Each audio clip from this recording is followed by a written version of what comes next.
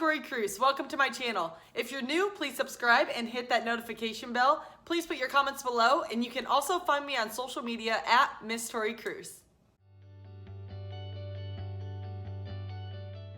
Hi, Hailey. How are you? Good. How are you, Tori?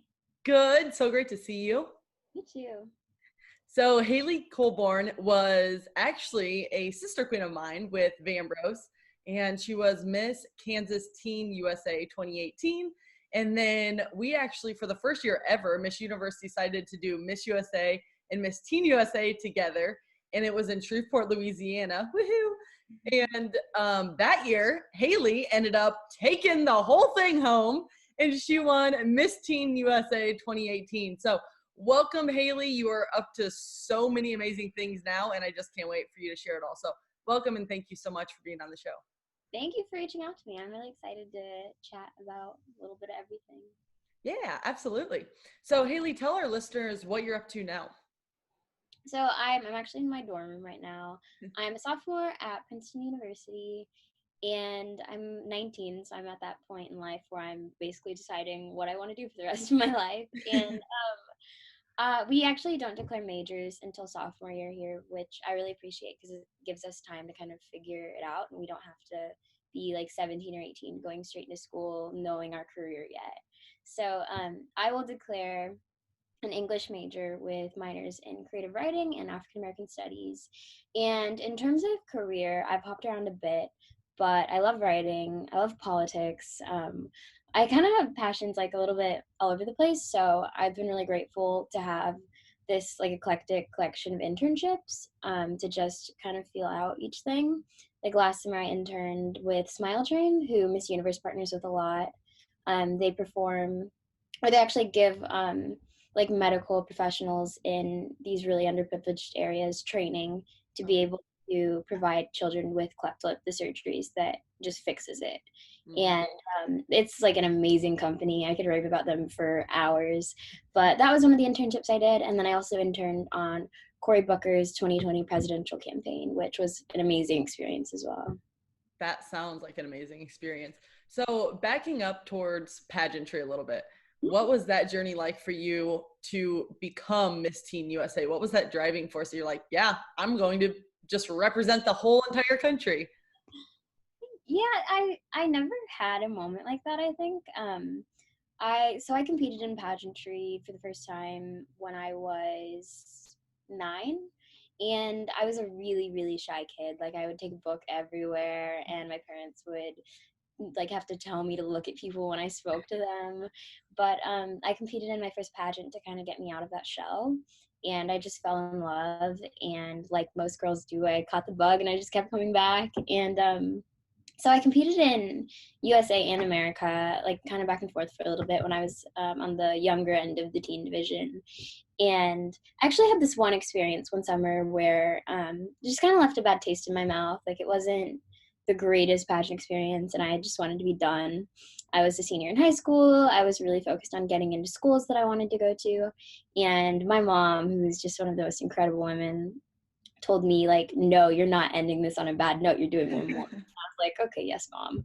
So it's funny because it was the pageant that I went into probably thinking the least about winning. And I ended up winning. And so I was really focused on school at the time because I was a senior. And while I was prepping for Teen USA, I gave up a lot. Like I missed my high school graduation. It was the same day as my interview. And I was actually supposed to speak as I graduated. Oh, I actually remember that. I do. I felt so bad for you. No, I wasn't too mad about missing it though, because they just sit there for a very long time too. But, right.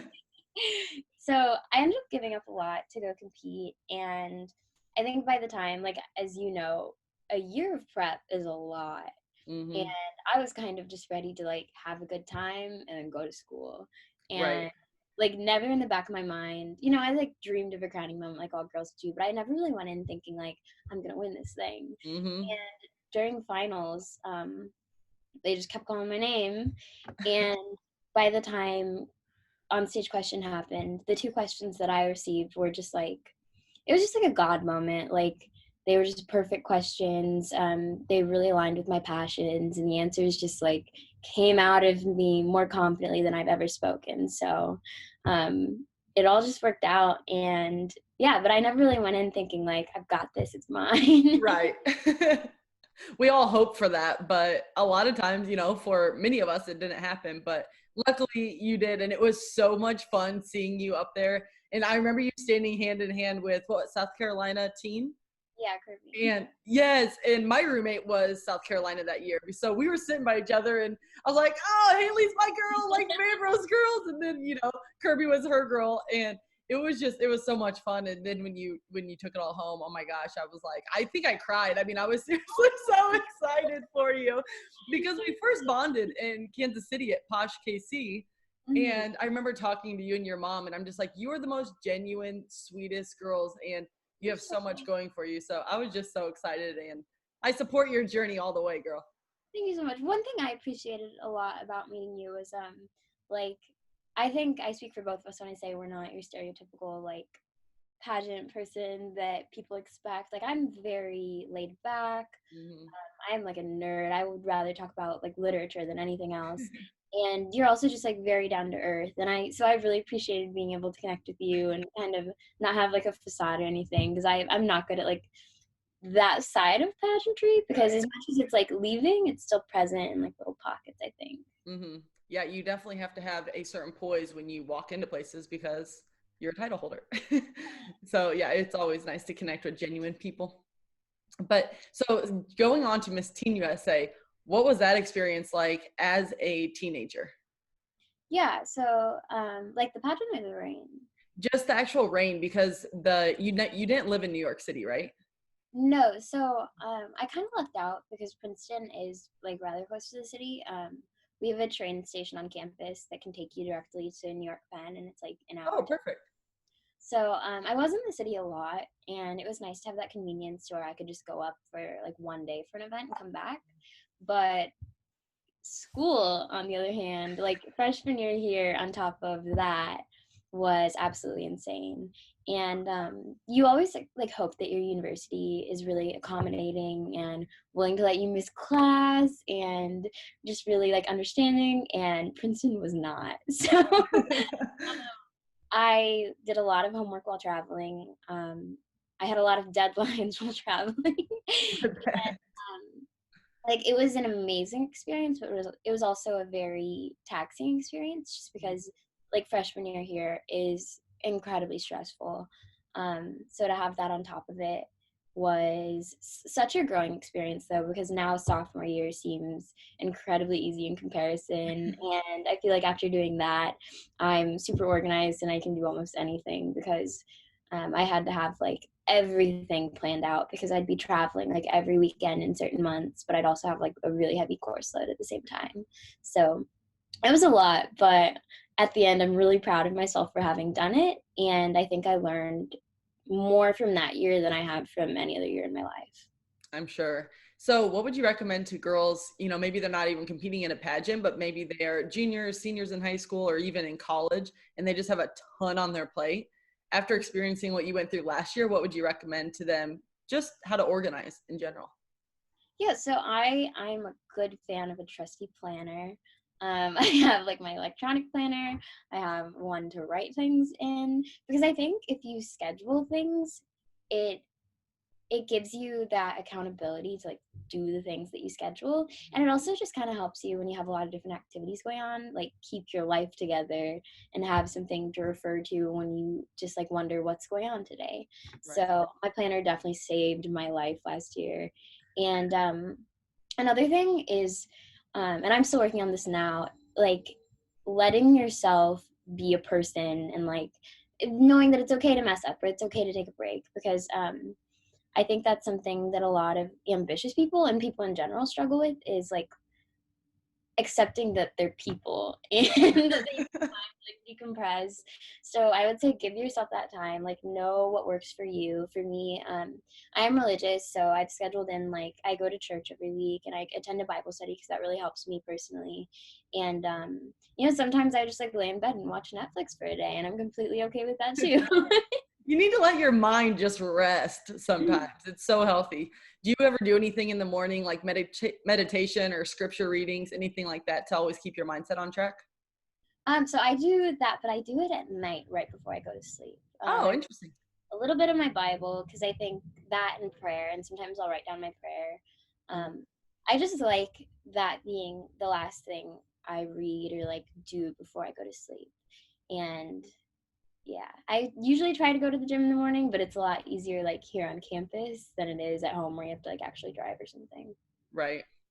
So, Hailey, what are some challenges that you've had to overcome, maybe as a student and then also as Miss Teen USA? Okay, that's a broad one. I know it is really broad.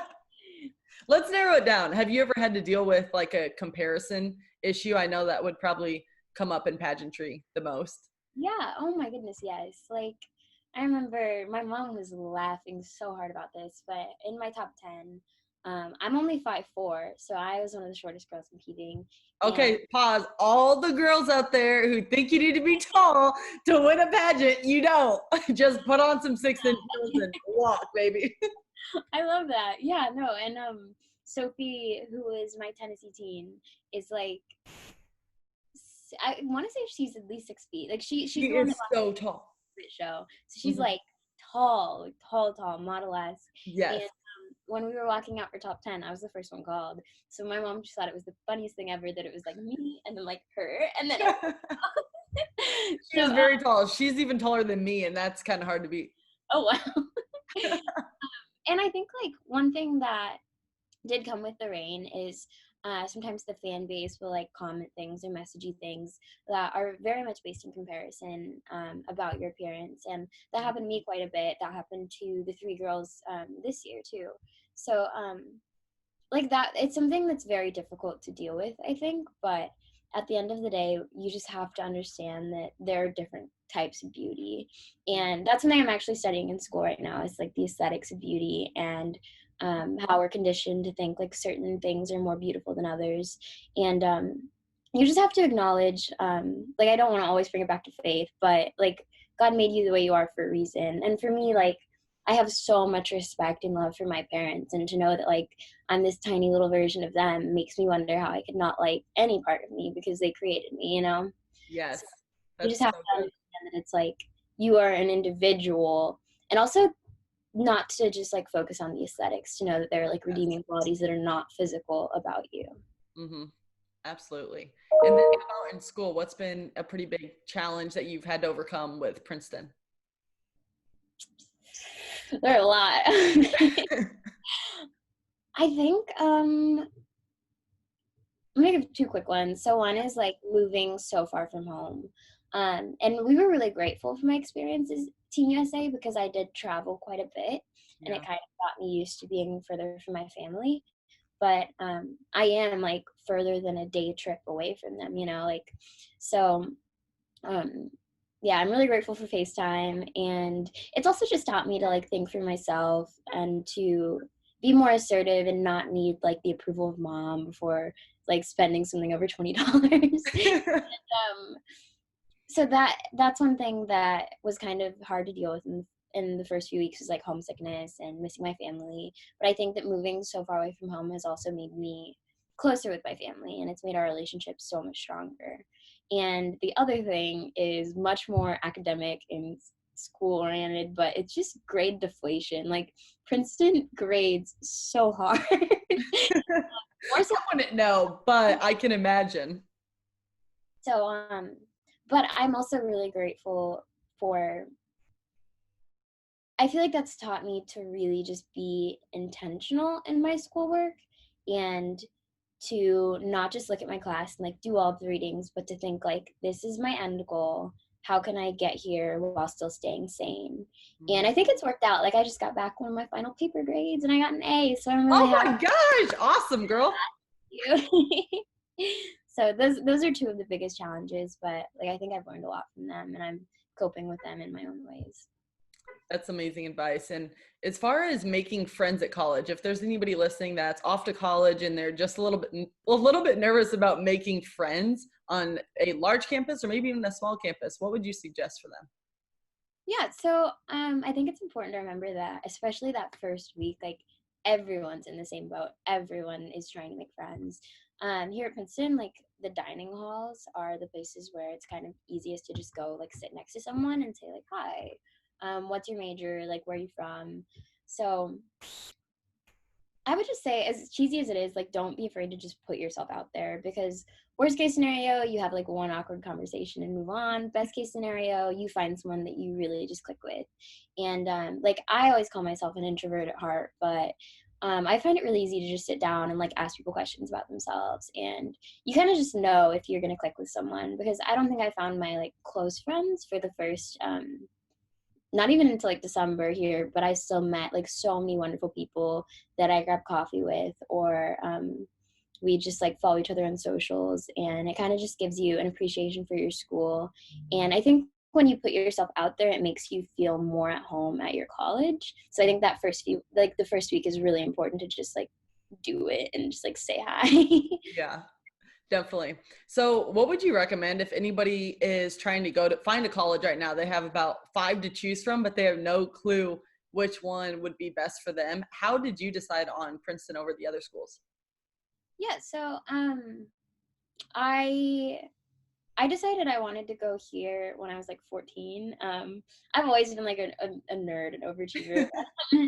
But That's for me, good. thank you. I just thought at a really young age, like, what am I passionate about? Hmm. And from a really early age, like, I loved writing. So I literally just pulled up Google and I typed in best schools for writing, and Princeton was at the top of that list. Wow. So like Google is a wonderful tool. Just look at the school's websites. There are probably Reddit boards, or now we have YouTube, which is a great resource where students are like giving you their experience to look at. And so I think online is a great way to just like look at a school.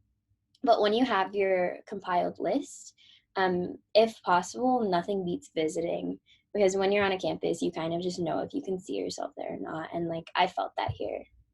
I completely agree. That's exactly how I was. I was actually between Iowa and Mizzou, and I actually didn't even end up looking at Mizzou at the time because I went to Iowa first, and I was like, "Oh my gosh!" I just knew immediately, and you totally do. You're right on with that. You just know the second you step on campus if it's for you or not. Mhm.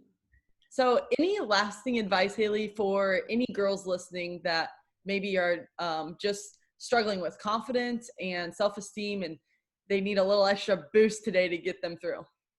Mm. Yeah. So for me, like I struggled with it a lot growing up. I don't want people to think that I like never did.